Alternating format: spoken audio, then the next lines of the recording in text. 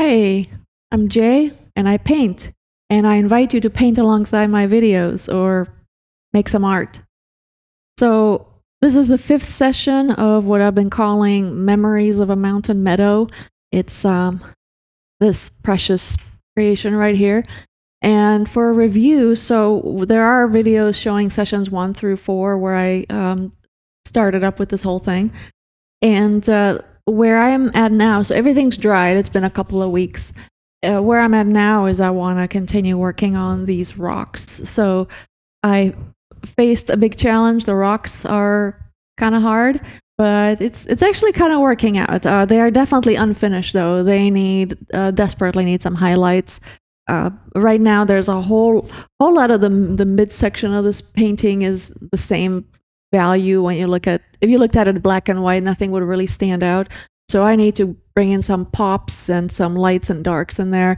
That was kind of part of the plan, but I'm just not crazy about how it's looking right now.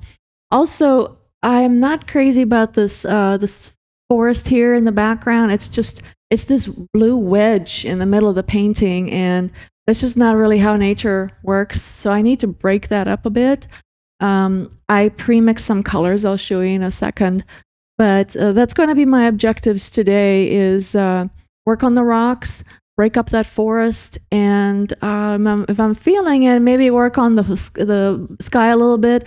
The sky was really just meant to be a first layer. I didn't really get in any kind of detail.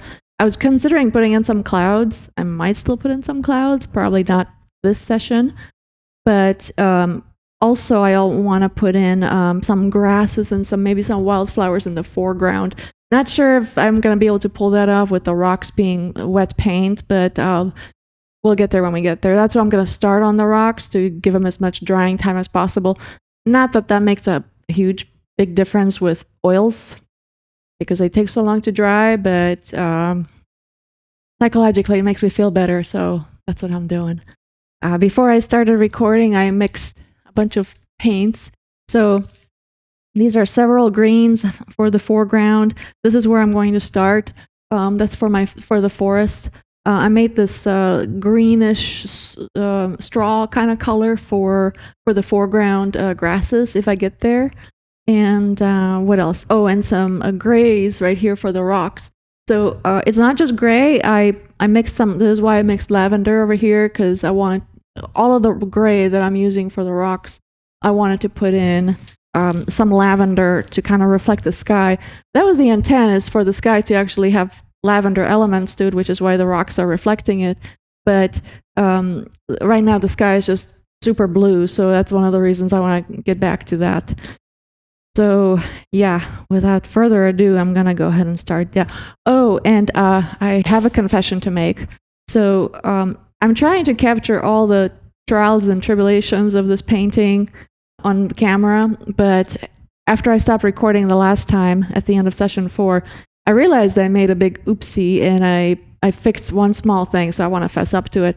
But this right here, this triangle shape right here, looked exactly like this triangle shape right here. And you can still kind of see it, but I ended up fixing it. I still had the paints on the palette, and they were still wet, and so I went in and I added a little bit of extra, like this extra little layer right here, so that it didn't look like pop, because it's good to have some repetition so that your eye can kind of see these things, but that was just way too repetition-y. So I had to get rid of that. And it's still kind of there, and now it's part of the story of the painting, but it doesn't jump out at you. I don't know why I didn't see it when I was painting it, but that's kind of why you have to get up and step back and look at things. And it's also good to take a week off or 2 weeks off like I have been, and look at it once in a while, and these kind of things will show up when you look at it. Oh yeah, and one other thing is I did put some darker areas at the bases of the trees here to kind of ground them, so it wouldn't be this light colored meadow and then dark tree, just kind of hanging in space.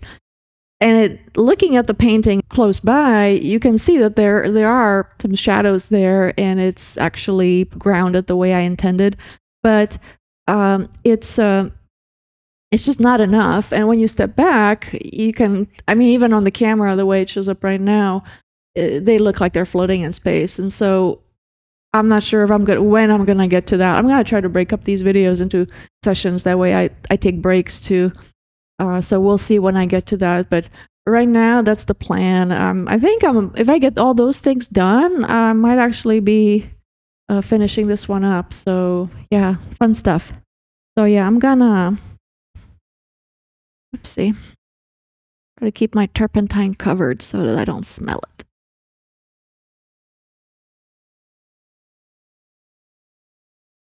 My turpentine got old, and so my brush got a little bit hard, but it's all nice and cleaned up now. Okay, maybe I need to get a brush that's about this size. Can you see that? But long handled. It's funny. I've really learned to appreciate the long handled brushes. Yeah, maybe I can still work with the. Okay, with the big brush here. My source of light is over here, so I'm shining down this way. I'm gonna try to put some highlights for the rocks and try to create some shapes on the rocks. Oh yeah, that's kind of working. I have a new palette set up. Before I had my palette over here. I'm left-handed, so it kind of works out. But it's so nice to have it close by here. Also, before I was painting on a glass or using a glass palette, and now I got this basically this kind of pegboard, whatever it's called. It's I think if it's called a pegboard, it's got the holes in it. This is the same kind of wood, but doesn't have holes in it. And I basically just taped some parchment paper over it. That way it's easy to clean up. But the way I have it positioned here, it's rather precarious, and I'm concerned it might actually slip off onto my pants. But I guess I'll find out. If I end up liking this, I'll figure out some kind of a mechanism to prevent that from happening, because right now it's a little scary. I'm liking this light gray for the tops of the rocks, but I need to blend it in, because right now it's too light.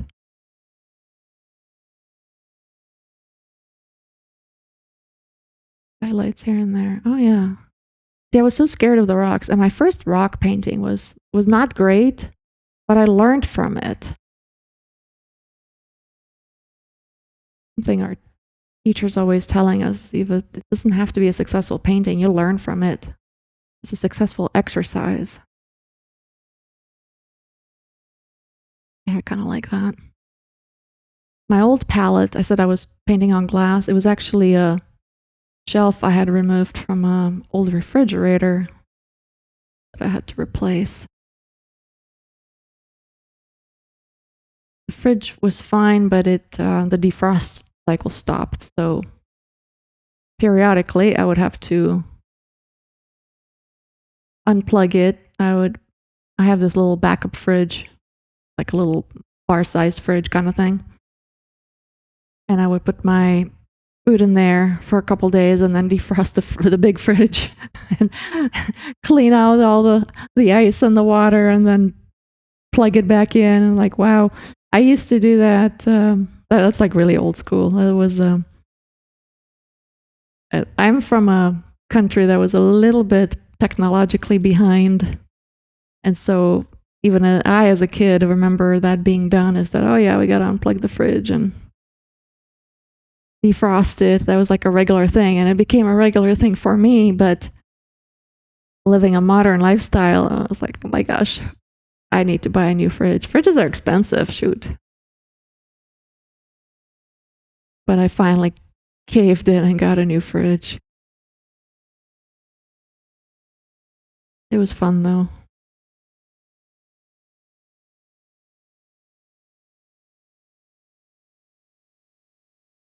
I'm going to try to keep an eye on the time and not make these videos so long, because I think an hour is way too long. That's what I had before, and once I already shoot it, it's hard to break it up. I'm learning. I got a lot to learn.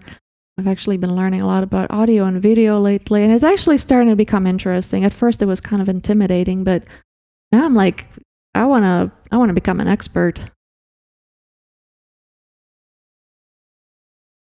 Okay. I'm liking that. Okay. I don't want to overdo it either. Gotta step back.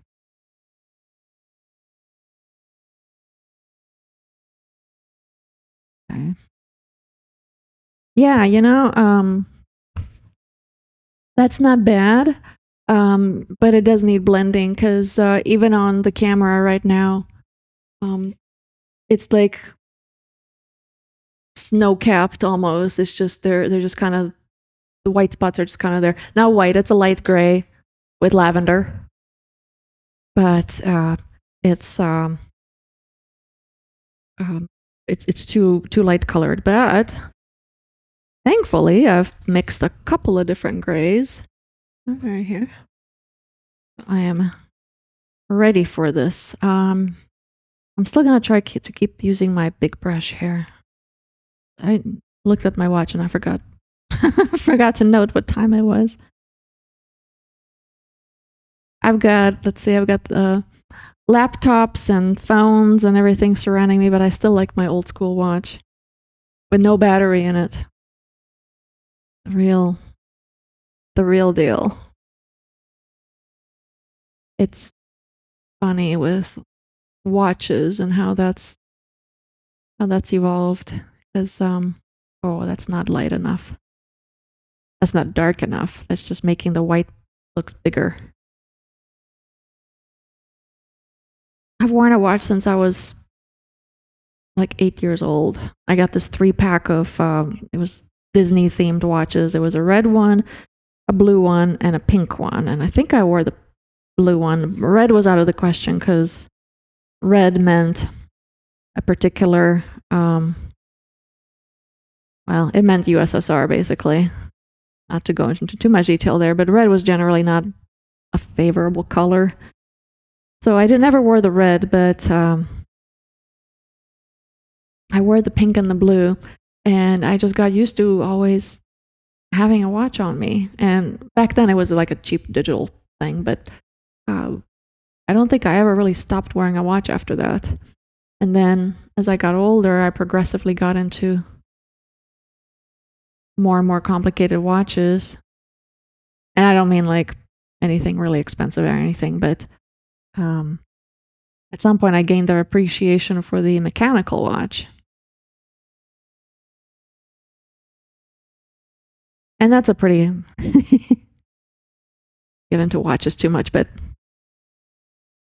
if you're a watch geek, just like if you're a geek in any particular hobby, it's fun to know the history of stuff, because of course early watches were all mechanical ever since we discovered, or really invented, that was an invention, the ability to build, I like that, build something that can track time using all springs and gears and levers. I mean, that's pretty cool. The thing is that they're not horribly accurate. You have to keep adjusting them. But that's what the early watches were like. I mean, it was clocks first, and then the wristwatch came along, and then it became a normal thing, but everybody's watch was mechanical like that. And at some point, the automatic watch was created, which is mechanical. So mechanical is meaning you have to either wind it, or there's some kind of a winding mechanism.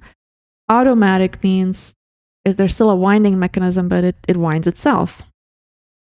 And there's this component inside the movement of the watch. The movement that's like the engine, and that's what it's called a rotator, and that's what that's cool. That's like puts a little shelf right there. It's called the rotator, and it winds the watch as you move your hand.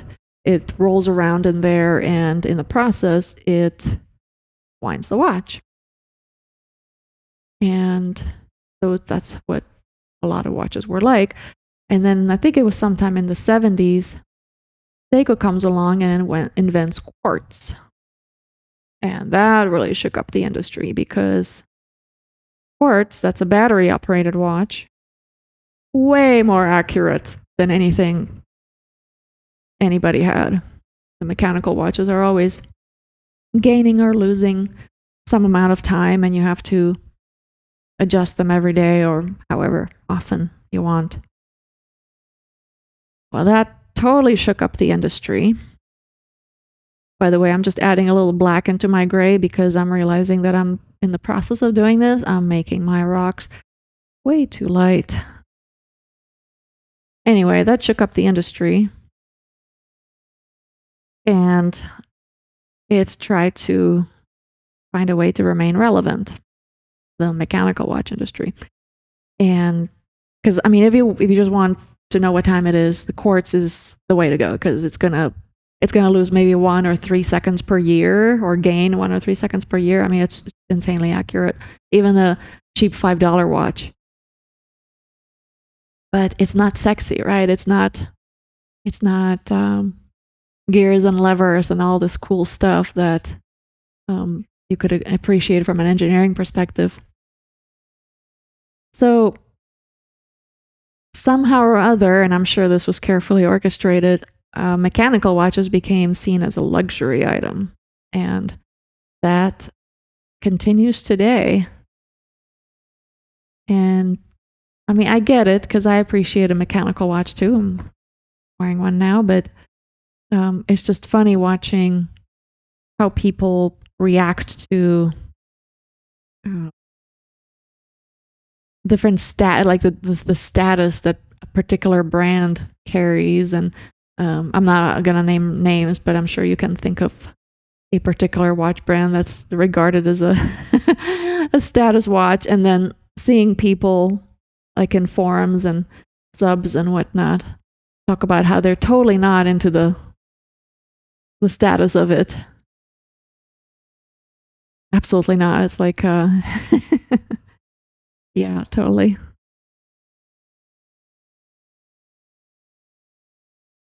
They're into it because of the history of it, and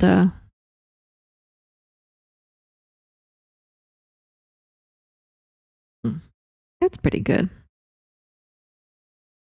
It's very much an image thing.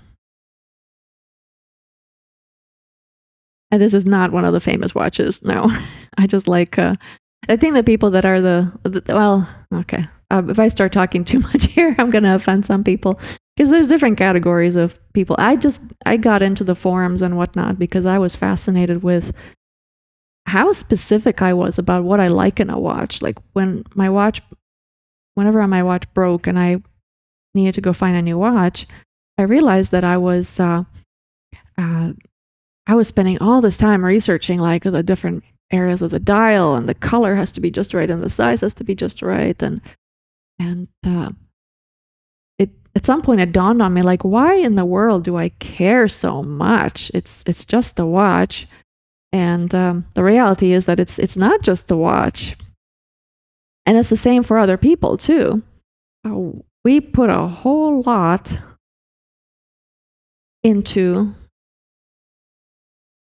a lot of thought into the watch, and I still don't fully get it, but the whole status thing definitely comes up in the forums. That and oh, this is a guy thing, but guys talk about their wrist size a lot because, yeah, guys like to talk about sizes. Women don't talk about wrist sizes or the sizes of their purses or something. So it's all just funny, and I laugh about it, but I know I'm part of it because I see how particular I am about my own watch. So it's I'm not laughing at them. I'm laughing from within because yeah, I'm all in it. If I wasn't, I'd be wearing a cheap quartz that told good time.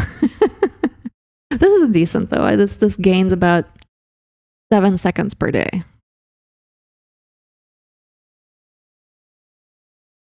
and it's pretty. It's just the fact that I know how how many seconds a day it's off. Like that's yeah, it puts me into that special club. Okay, I've been trying to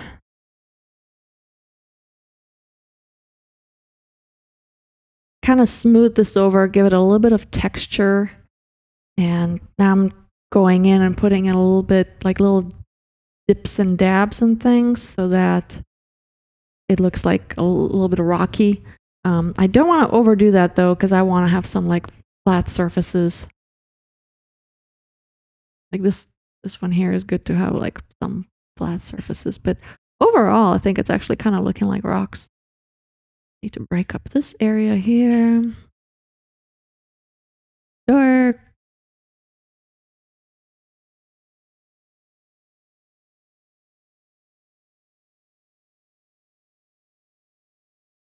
Better step back and take a look here.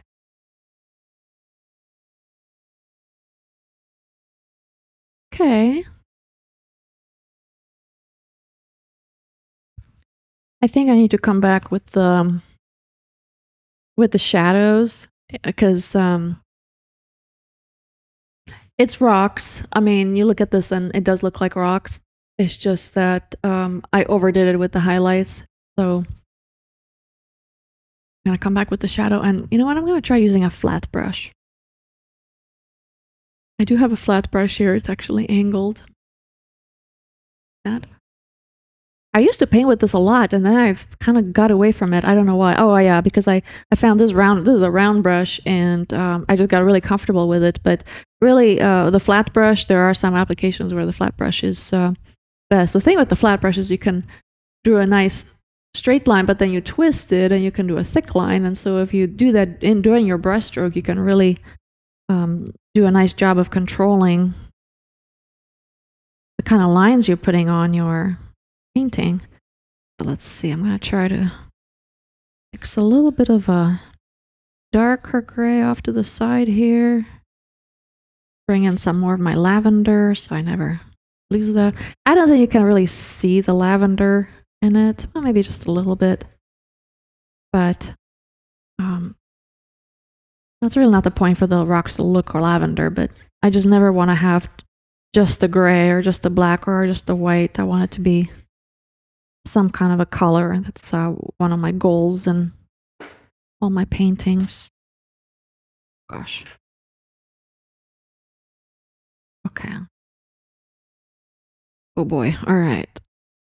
Dark gray. Ooh. Scared I'm.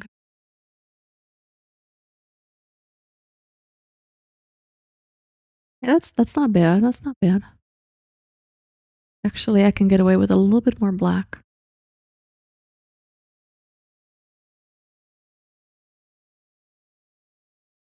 Don't mix it 100%. So there's a little bit of that unmixed color there. Okay, let's think about this. The darkest shadows should be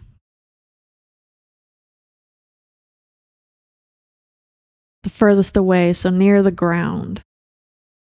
Yeah, I'm definitely not going to be able to, no, even darker. Definitely not going to be able to put in those grasses because these rocks are going to be way too dark. So that's going to have to probably wait until next weekend, and maybe that'll be like the finishing touches. So if I can get this to the point where it's ready for the foreground grasses, oh, that's good. Oh, yeah. See, these flat brushes, they have their use for sure. I have a lot to learn.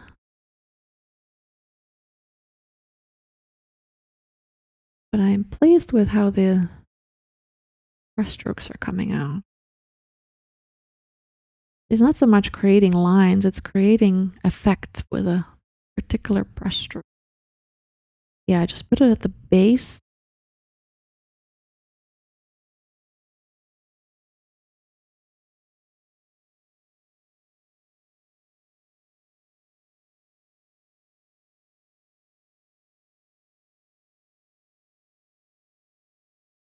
I started up a Instagram, and I'm going to try to take a bunch of pictures as I go and put the interim pictures on there so that you can see the progression on there. I wish I'd started that earlier, but it didn't occur to me because YouTube's great for the process, but it'd be great if you could actually see like the individual progression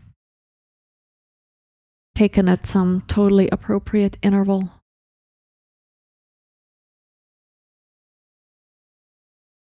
Okay.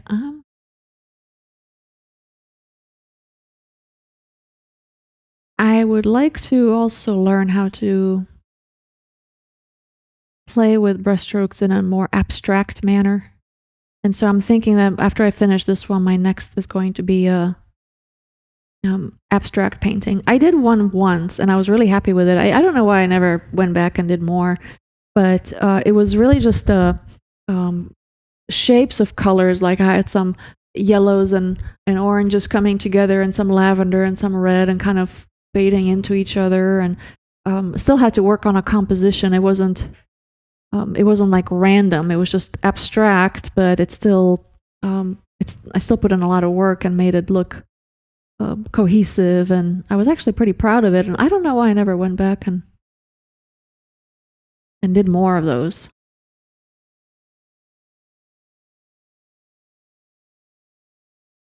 But I definitely want to do that because I've got this image happening in my head of putting like these swirly kind of things together. It's kind of hard to explain. I'm having a hard time sketching it too. I'm kind of sketching it, but I want to go into it prepared.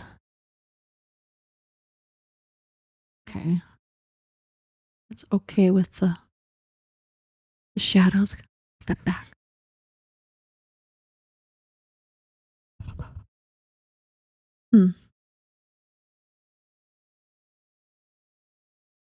Okay, you know what? I'm actually happy with the rocks.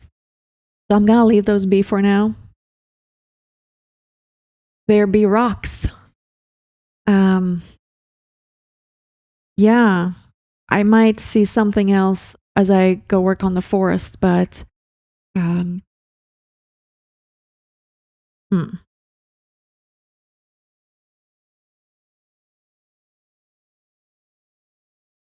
know, those highlights could still use a little bit more work. Dark brush. I've been getting to the habit of leaving paint on my brush so I can get back to it easily. Ooh, need more turpentine.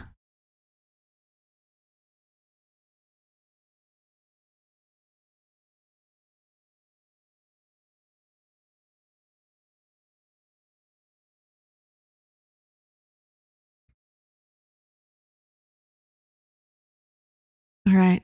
You know, maybe I was starting to get comfortable with that flat brush. So you know what? I'm going to try to do the highlights with the flat brush.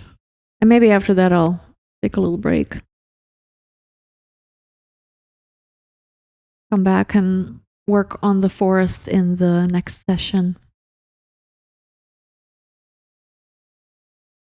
I'm learning. In another 20 videos, these will be a work of art. Haha. Okay. So going back into my light gray. Oh boy. See, now that I like it, I'm scared of messing it up. My instructor says that it's okay if you hate it because that just means that you're less afraid to do stuff to it and less afraid to take action. And she's right, because now that I'm liking the rocks, I don't want to mess them up, but they need more. Ah, there we go. That was good. They just need more. Like it's kind of a mess. Like I didn't want them to be huge, but I don't want them to be too crumbly because these are larger size shaped rocks. So, okay, there we go. Yeah, okay, this is working. Right now I'm working just with the very tip of the very sharp tip of the flat angled brush, which probably has a specific name that I'm totally not naming. Okay. Maybe this shouldn't, oh yeah, that shouldn't be a highlight because it's behind the tree. Whoopsie. I'm gonna take advantage of something you can do with oils that you can't do with acrylic too much, which is take it off with a paper towel.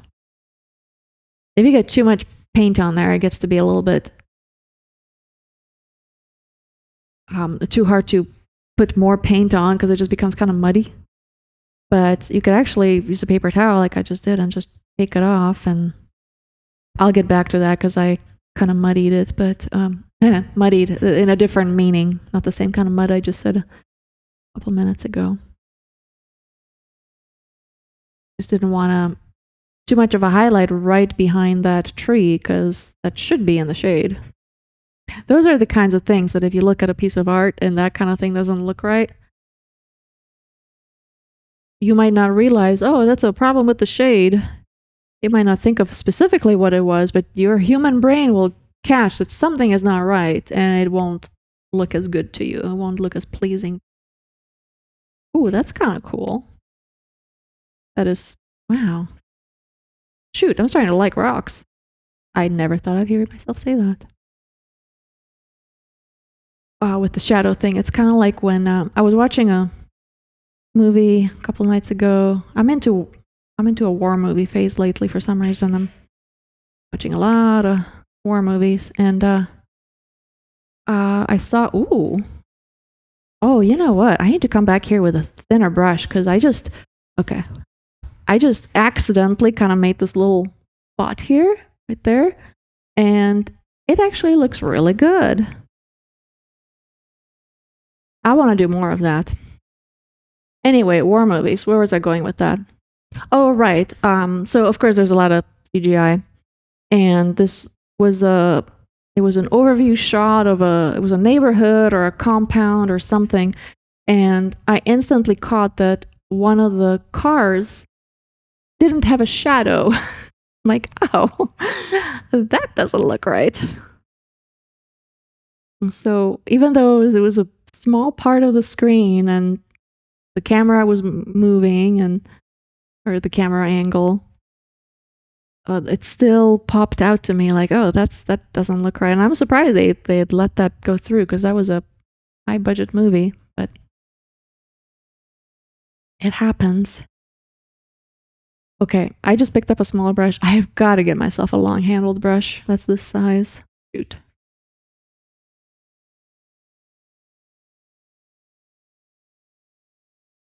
Thing with brushes is you can't. I know people buy them online and that's fine, but personally, I can't buy a brush online because I have to. When I'm buying a brush, I handle it and I do this for like 2 minutes because I need to feel like how stiff is it and how is it gonna perform, and you can't, even watching a video of somebody doing that, it's just not enough. Like I actually have to feel what the brush feels like.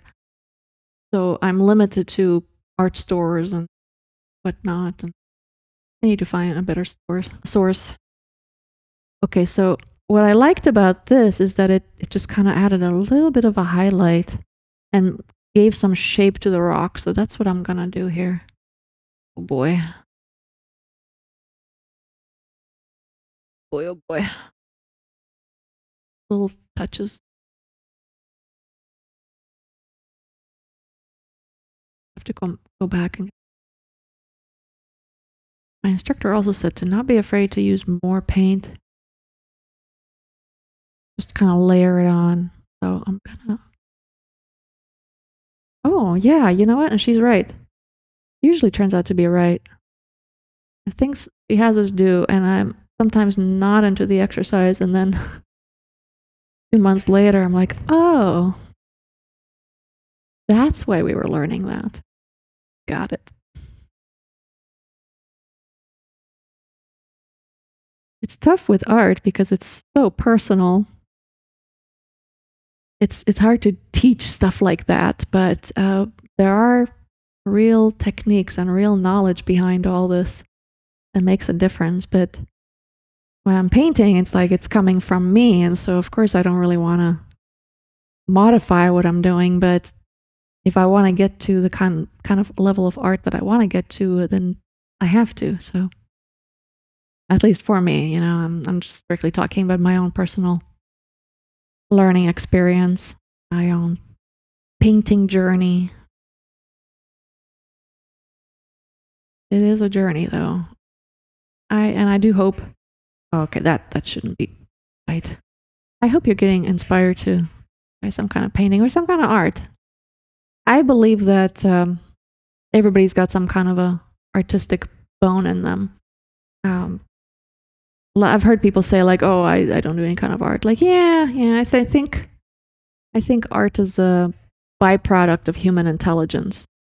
Like we have thoughts and feelings and images in our heads that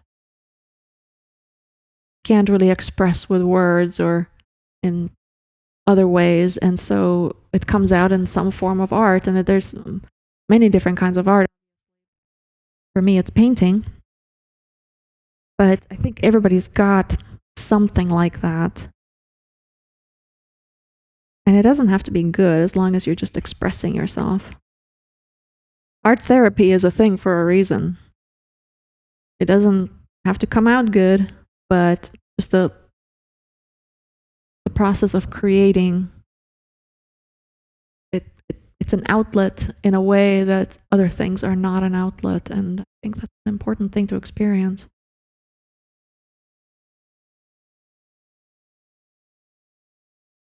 Okay. My chair is making a lot of noises, and here I am thinking, I wonder if it's going to come across on the audio track. I have a new audio setup. I've tested it to hell and back, but we'll see. Okay. Good. And I still have to fix this one here, so I'm going to go back to my medium gray with lavender. Always with lavender. Like lavender, it's a pretty color.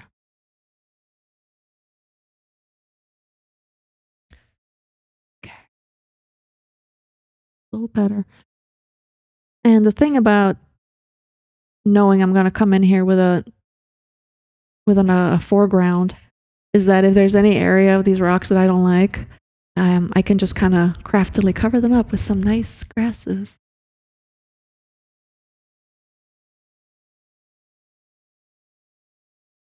Okay. This line here is a little bit harsh.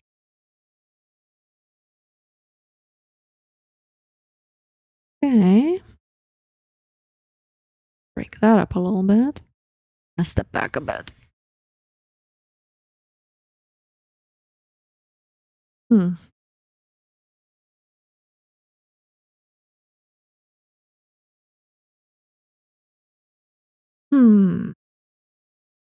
See, now the rocks look like they're floating in space. The grasses just ahead of the rocks here should be darker because they've got a shadow from the rock. And I'm contemplating whether I should put in that now. Maybe, I do have some green mixed.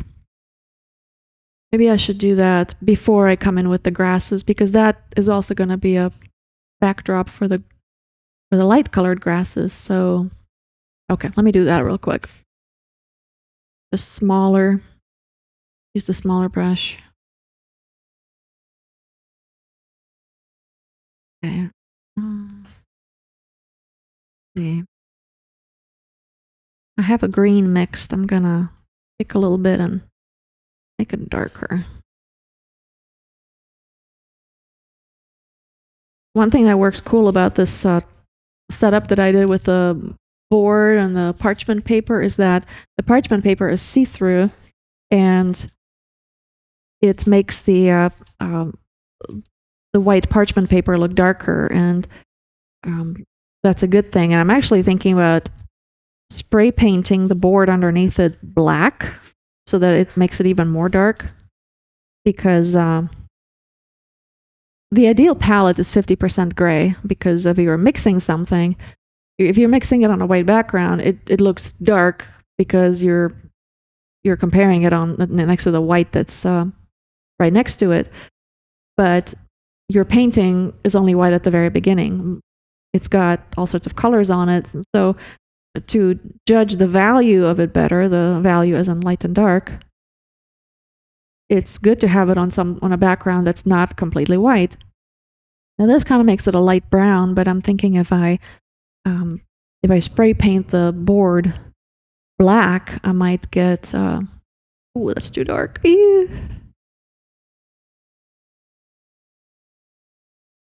I might get a nicer gray out of it. Perfect example. I should have held up the paint before I went for it. But I thought I had a good value and I did not. I put it on the painting and it turned out to be too dark.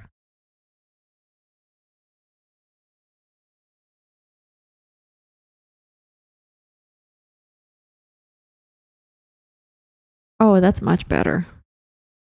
I like that. Kind of cover this. And it's a pretty vibrant green, which is important for foregrounds. Most of your color should be in the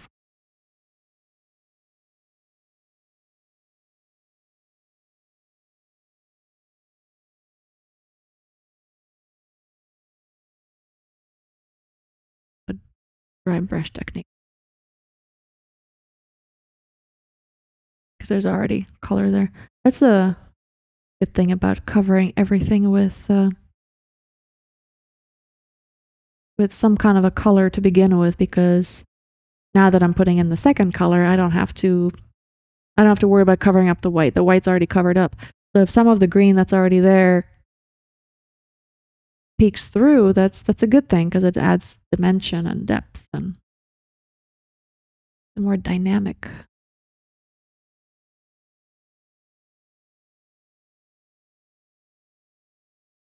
And I'm leaving this little spot here because I want the viewer to be able to see that they can walk into that meadow. Like, you wouldn't want to have a wall of rock right in front, because it immediately separates you from the rest of the scenery. And so this lets your eye go into it. One of these days, I'm gonna get a second camera. That way I can talk to you and you can also see my painting head on. This is kind of a compromise here, but I'm not quite there yet. I'm just kind of trying this out to see how see how this all works. But I think I'm enjoying this, so I'll see if I can get myself another camera. Step back. Oh man, that's so much better already. Like I said initially, if you take a black and white picture, you should be able to see lights and darks and stuff, and it was just way too bland. So the mid ground is still kind of bland, but I'll work on that. I'll work on that.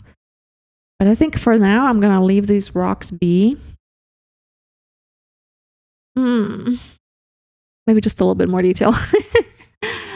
I can't help myself. There are times that you should just step back and stop, but I can't help but tinker. I want to use this mid gray a little bit more.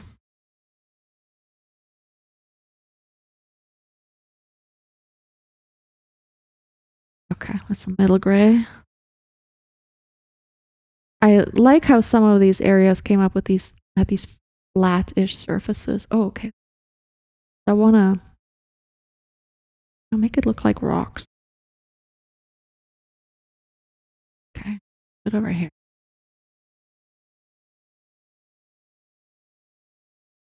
That plan I had at the beginning of the video, that was very ambitious. Things always take longer. Okay.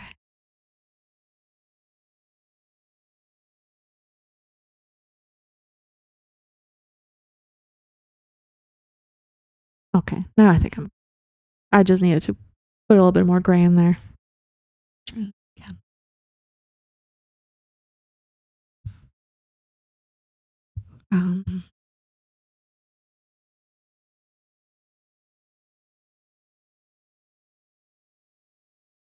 Area needs a little bit of highlight.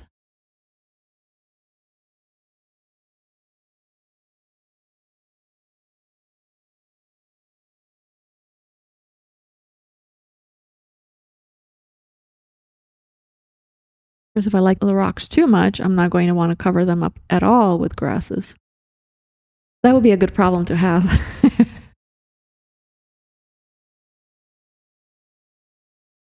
There, a little bit of texture.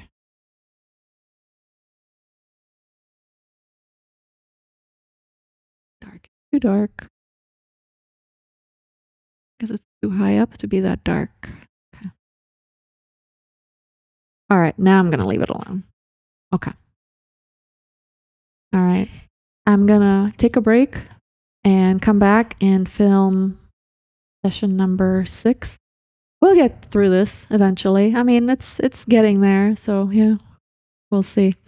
All right. See you soon. Go make some art.